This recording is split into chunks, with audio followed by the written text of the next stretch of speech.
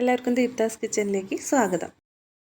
ഇന്നത്തെ നമ്മുടെ റെസിപ്പി ക്യാരറ്റും സേമിയൊക്കെ വെച്ചിട്ടുള്ള നല്ല ടേസ്റ്റി ആയിട്ടുള്ള ഒരു പായസമാണ്.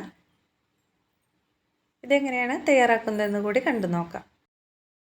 ഇതിന് വേണ്ടിയിട്ടൊരു പാൻ അടുപ്പത്ത് വെച്ചിട്ടുണ്ട്. അതിലേക്ക് 1 ടേബിൾ സ്പൂൺ നെയ്യ് ചേർത്ത് കൊടുക്കാം.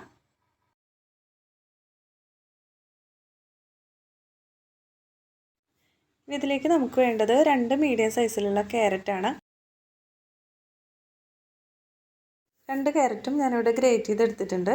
ഇത് ഈ ഒരു നെയ്യിലേക്ക് ചേർത്ത് കൊടുക്കാം. ഏകദേശം ഒരു 3/4 കപ്പോളം ക്യാരറ്റ് ഉണ്ട്. ഇത് ഈ ഒരു നെയ്യിൽ കിടന്നിട്ട് നന്നായിട്ടൊന്ന് വഴറ്റിയെടുക്കണം.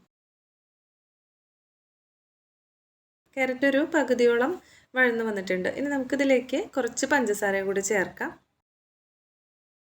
കുറച്ച് ചേർത്ത് കൊടുത്താൽ മതി. ബാക്കി നമുക്ക് പായസത്തിൽ കണ്ടൻസ്ഡ് മിൽക്കും പഞ്ചസാരയൊക്കെ ചേർത്ത് കൊടുക്കുന്നുണ്ട്. ഇപ്പോൾ ഞാനൊരു 3 ടേബിൾ സ്പൂൺ പഞ്ചസാരയാണ് ചേർക്കുന്നത്. ഇനി പഞ്ചസാരയൊക്കെ നന്നായിട്ടൊന്ന് മെൽറ്റായിട്ട് വരണം. മീഡിയം ഫ്ലെയിമിൽ വെച്ചിട്ട് 2-3 മിനിറ്റ് ഒന്ന് ഇളക്കി കൊടുക്കാം. ഈ ഒരു പാകത്തിലായി കഴിയുമ്പോൾ നമുക്കിത് വേറൊരു പാത്രത്തിലേക്ക് മാറ്റാം. ക്യാരറ്റ് നന്നായിട്ട് വഴന്ന് കിട്ടിയിട്ടുണ്ട്.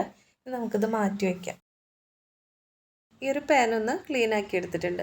ഇതിലേക്ക് നമുക്ക് 2 കപ്പ് പാൽ ഒഴിച്ചു കൊടുക്കാം.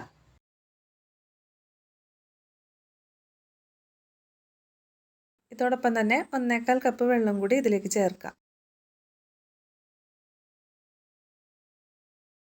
ഇപ്പോൾ തീ ഞാൻ ഹൈ ഫ്ലെയിമിൽ തന്നെയാണ് വെച്ചിട്ടുള്ളത്. ഈ പാല് നന്നായിട്ടൊന്ന് തിളച്ച് വരട്ടെ.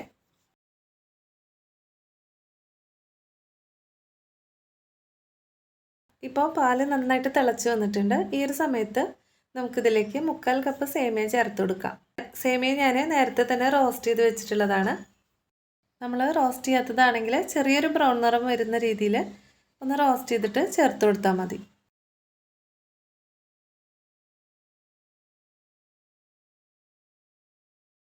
പാലൊക്കെ തിളച്ചിട്ട് സേമിയ നന്നായിട്ട് വെന്ത് വന്നിട്ടുണ്ട്. സേമിയ നന്നായിട്ട് വെന്തതിന് ശേഷമാണ് നമ്മൾ പഞ്ചസാര ചേർക്കാനായിട്ട് പാടുള്ളൂ. അപ്പോൾ ഞാനിതിലേക്കൊരു 5 ടേബിൾ സ്പൂൺ പഞ്ചസാര ചേർക്കുന്നുണ്ട്. നേരത്തെ നമ്മൾ ക്യാരറ്റിലേക്ക് 3 ടേബിൾ സ്പൂൺ പഞ്ചസാര ചേർത്തിട്ടുണ്ടായിരുന്നു. ഇനി നമ്മൾ വഴറ്റി വെച്ചിട്ടുള്ള ക്യാരറ്റ് ഇതിലേക്ക് ചേർക്കാം.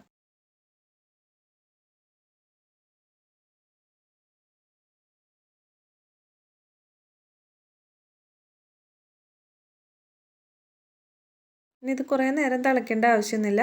ചെറുതായിട്ടൊന്ന് തിളപ്പിച്ചെടുത്താൽ മതി. തിളച്ച് വരാനായിട്ട് തുടങ്ങുമ്പോൾ ഇതിലേക്കൊരു 1/4 കപ്പ് കണ്ടൻസ്ഡ് മിൽക്ക് ചേർത്ത് കൊടുക്കാം. നന്നായിട്ടൊന്ന് ഇളക്കി യോജിപ്പിച്ചതിന് ശേഷം ഇതിൻ്റെ ഫ്ലെയിം ഓഫ് ചെയ്ത് കൊടുക്കാം. ഇനി ഇതിലേക്കൊരു 6-7 ഏലക്കായ പൊടിച്ചതും കൂടി ചേർത്ത് കൊടുക്കാം.